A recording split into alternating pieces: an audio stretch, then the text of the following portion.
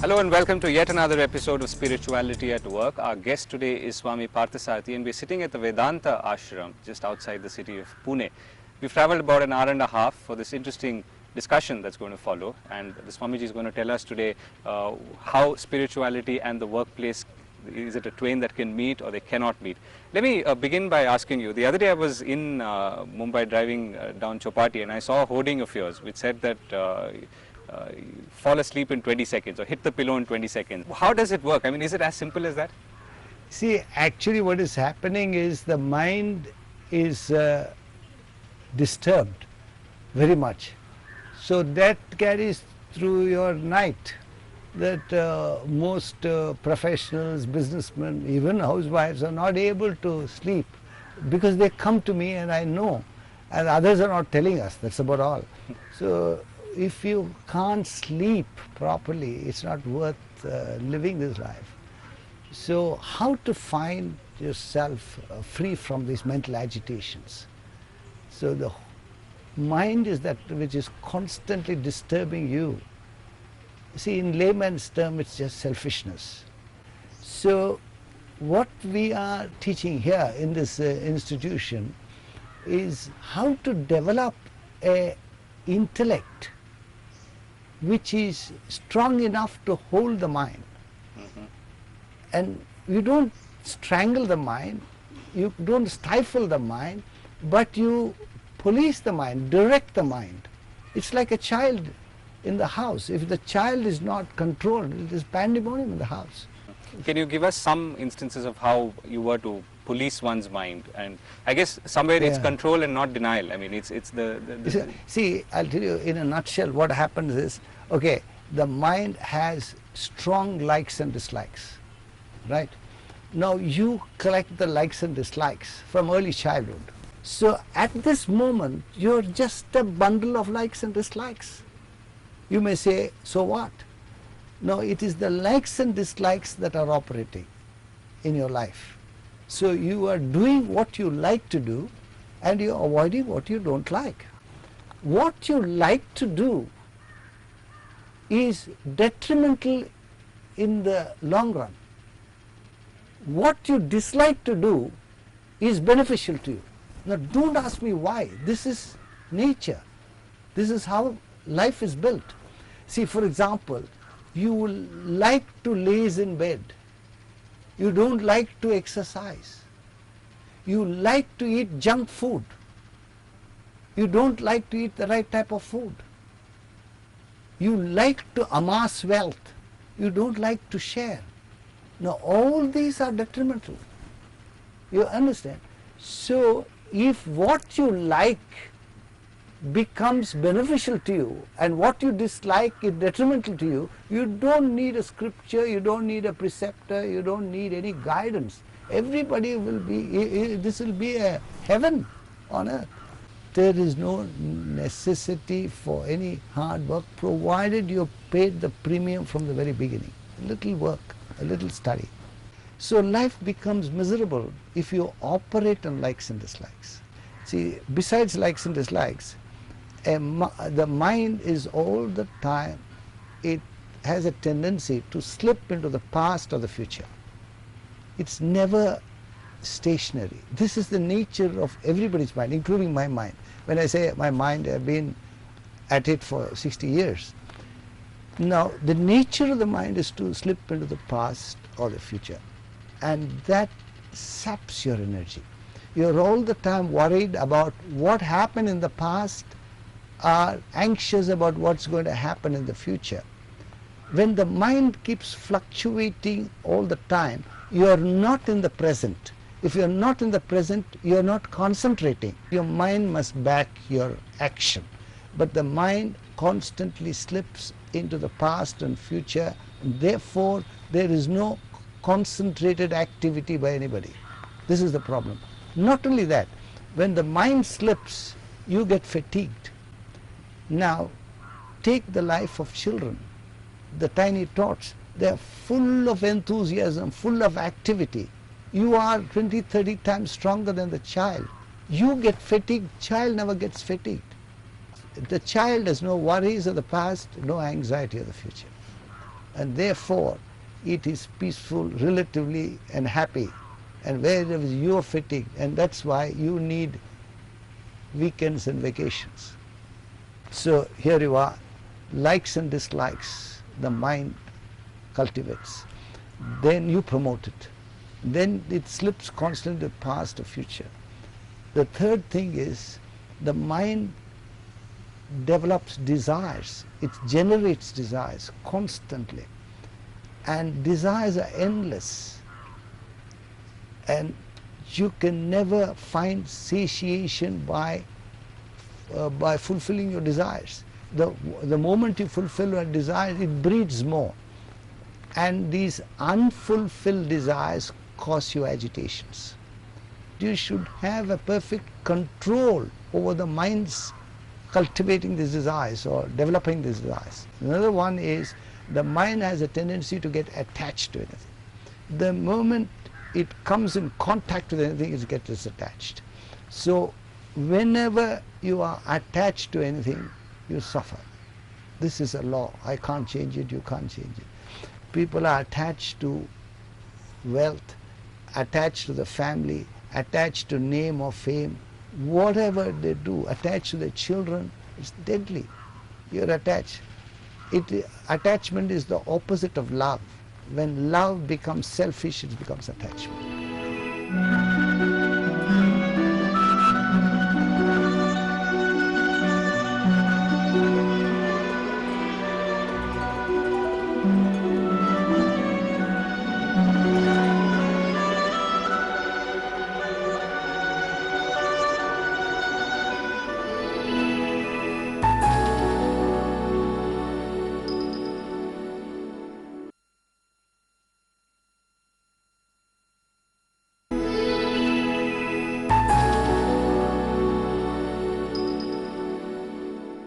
Some of the aspects that you mentioned, I mean, you talked about attachment, you talked about the ability to concentrate. Now, I mean, as an organization worker, I'm needed to concentrate at the same time I need to have desires because I need to, let's say, perform towards a certain target or a certain objective. How do I marry all this? See, if you examine the lives of persons, it is a mechanical routine life. This is herd instinct. Most people are following the herd. I ask you, you went to school. Why did you go to school? Your answer is, my father went, my uncle went, my brother went, I went.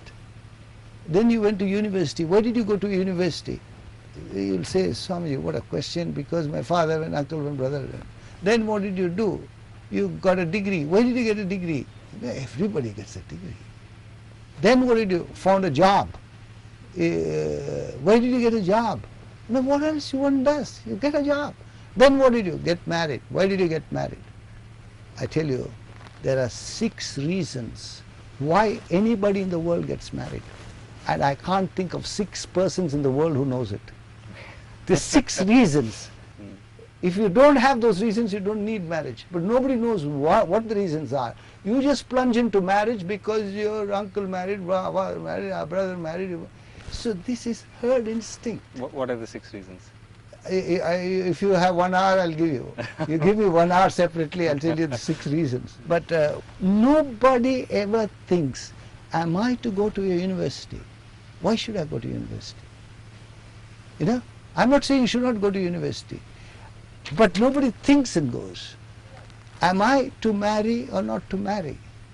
There's nothing wrong with marriage. In fact, one youngster went to Socrates and asked him, sir, should I get married? He said, by all means get married. If you get a good wife, you will be very happy. And if you get a bad one, you will become a philosopher. 1 in a million doesn't think and act. They follow the herd instinct. And if you follow the herd instinct, there's a monotony. There's a boredom. That's why you find people are achievers, but they are bored. They develop a monotony. There's no enthusiasm to work. If you ask me, how do you know? Because everybody works for weekends and vacation. I want to ask you this question. What are you looking forward? Friday evenings or Monday mornings? Monday mornings. You'll be 1 in a million who looks for Monday mornings. Everybody is looking forward to Friday evenings. vacation. Why? They want to get away from work. Why do they want to get away from work? Monotony. If you do not find peace and contentment in action, you will never find by getting out of it. This is the How do you induce peace and contentment in action, as you said? Because a lot of us do jobs which are by definition monotonous, not because I desire so, but someone else desires so. I may not have the capacity to create my own kind of working environment. The first thing that you need to do is pitch up an ideal, a goal, a cause, a purpose beyond your self-centered interest. See, are you working for your salary or for your company? See, this makes a difference. If you are working for a salary, you will have a certain attitude. If you are working for the welfare of your company, you have some ideal. You could work for your country. You could work for whole of humanity. So the higher the ideal, the greater the potency to work, and the greater the interest to work, and it is more enjoyable. It is self-centered activities that are distressing, troublesome. You will never enjoy any self-centered activity. Sir, in the last World War, Japan and Germany were devastated. I've seen, I was a student in England. So soon after the war I went. Within 6 years, Nuremberg was built. Complete new Nuremberg. It was completely devastated by bombing. They built a new Nuremberg. So they had to pool their resources for a common cause, and that was the country. They had to build the country. You find a dynamic Germany, a dynamic Japan. How old is Australia and USA? Little over 200 years. Before 200 years there was nothing there. Early settlers went there, and they had to pool their resources for a common cause. We are thousands and thousands of years past in this country. There's no achievement. What is the problem? There is no common cause. Swami, you've got a kind of definition for success. You've classified it into 3 ingredients. Can you take us through them and what it takes for a normal person in a normal organization or a working environment to adopt or adapt to these? Yes, the ingredients of success is for everybody, abnormal or normal, it doesn't make any difference. Within an organization or outside? Outside or not, success is based on 3 factors.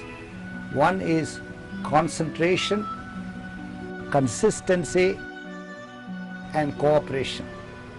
I call it the 3C success. These are the most difficult things to define. Everybody uses the word without really realizing what it is. Now, if your children are not concentrating, you also say, you must concentrate. If the child were to turn back and say, Papa, what is concentration? Never mind, you just concentrate. So, the concentration is achieved when the mind is backing your job, whatever you are doing. Now, the question is, where is the mind? As I told you earlier, the mind constantly slips into the worries of the past, anxiety for the future. This is the nature of the mind. It is only the intellect that can keep the mind on the present job. Not intelligence, but the intellect. Secondly, you have a target to reach. First of all, you must fix a target to reach. Ideal, a cause for which you are working. Now, what happens is actions go in different directions, helter-skelter. They may not be directed to the target that you have fixed for yourself. So that needs intellectual supervision again. When the intellect keeps the actions going in that particular direction, in the direction of the target, there is consistency of purpose. This is called consistency. So intellect keeps the concentration going, intellect keeps the consistency going, and the third thing is the importance of cooperative endeavor.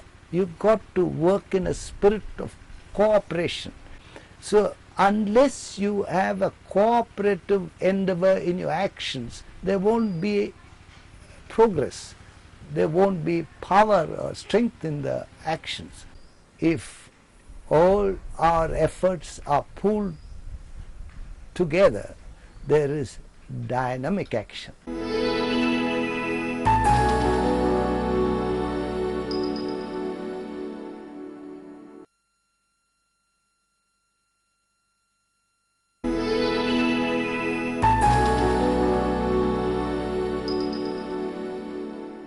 You often draw distinctions between intelligence and intellect, and the general perception is that intelligence would take you a long way in life and intellect somehow grows from that. However, it's not one and the same. I'm glad you asked this question. Believe me, you are among I can count the number of people in the world who have asked this question, and it is the whole bane of society is because of this. What is happening is, people are interested only in intelligence. Intelligence is got from an external source. The universities all over the world provide you with information. Textbooks and teachers provide you with information. So these are coming from an external source. That gives you intelligence. So when you study these subjects in a university from an external source, you are well informed in one or more subjects. You become brilliant. So since you are informed in one subject, you trade on that and make a living. You become intelligent. But that doesn't mean that you have a strong intellect to control the vagaries of the mind. The mind is deadly if you don't attend to it. How are you able to control the mind? Not through intelligence, through the intellect. Intellect has to be developed by oneself. No university can help you, no teacher or textbooks can help you. You've got to do it yourself. Vedanta teaches you that. Now I'll give you one example to drive home the point. Many years ago in Boston, a lady came and asked for an appointment that she wanted to bring her husband, and she brought the husband the next day. And my host and hostess were so excited because the gentleman who came was supposed to be the third brilliant scientist in the country. He was ranked number 3 scientist. He was a brilliant scientist and highly honored by the US government. So when he told me, I was also honored and I was happy to meet him. And the lady brought the husband to the room. And he was a very pleasant person, nodding his head all the time. And the lady, the first thing she said, he is my husband. And I told her I'm honored to meet him because I just heard about him. The second sentence that she spoke shook me. The first thing she said is introduce her husband. The second thing she said, sir, will you put some sense into him? I got a shock. I said, what are you talking? And the man was nodding, my wife is right, my wife is right, and very pleasantly, smiling and nodding. He says, he's right. I says, what's the problem? He says, the drop of the hat, he gets angry. He's short-tempered. And his anger is so much that his blood pressure has gone up. Secondly, he has no control of his alcohol intake. His liver is packed up. The doctor says he won't live long.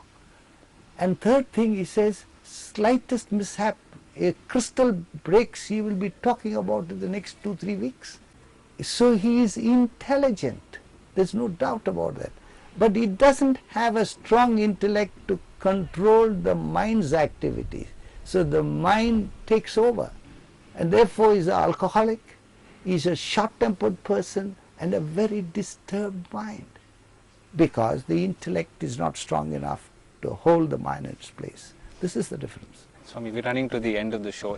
Your words of advice, covering if you were to sum up some of the points that we've talked about. If you carefully analyze the world, you will find one class of people, actually we divide into two classes of people. One class of people are active, productive, prosperous, like the whole of Western world. They are very active and prosperous, but from their own admission, I am not sitting in judgment over them, they have lost the peace of mind.